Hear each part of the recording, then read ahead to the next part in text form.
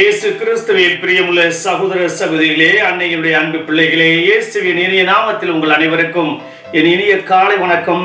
இன்று புதன்கிழமை. இன்றைய நாள் இனிய நாளாக, ஆசீர்வதிக்கப்பட்ட நாளாக அமையட்டும். நீங்க எல்லாரும் நல்லா இருக்கணும். நம் ஆண்டவர் இயேசு கூறுகிறார், விண்ணரசு புதையலைப் போலவும் முத்தை போலவும் உள்ளது என்று கூறுகிறார். விண்ணரசு மிக பெருமதியான பொக்கிஷம். அதை பெற வாழ்வில் தியாகம் தேவை. நல்லது பெறுவதற்கு வாழ்க்கையில் இழக்க வேண்டியது நிறைய இருக்கின்றது. நல்ல முத்தாக புதையலாக வாழ முயற்சிப்போம். விலை மதிப்புள்ள ஒரு முத்தை பெற வியாபாரி தனது எல்லாவற்றையும் விற்று அந்த ஒரு முத்தை வாங்குகிறார். மத்தேயு 13:55-56. அர்த்தம், விண்ணரசு அளப்பெரிய விலை மதிப்புடையது.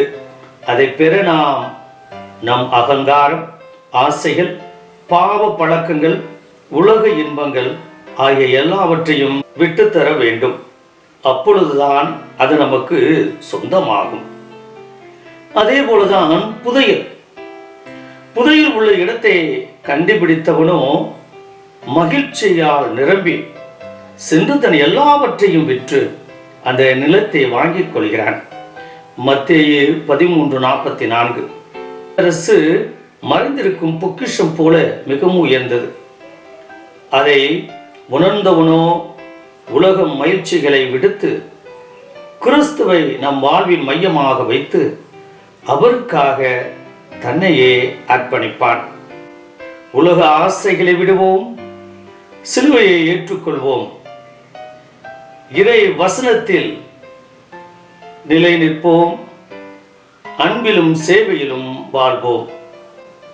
விண்ணரசை அடைய வேண்டும் என்றால் இந்த உலகத்தில் எது முக்கியம் என்று நாம் கருதுகிறோமோ அதை இழந்தால் ஒழிய இறையரசில் நாம் இடம்பெற முடியாது.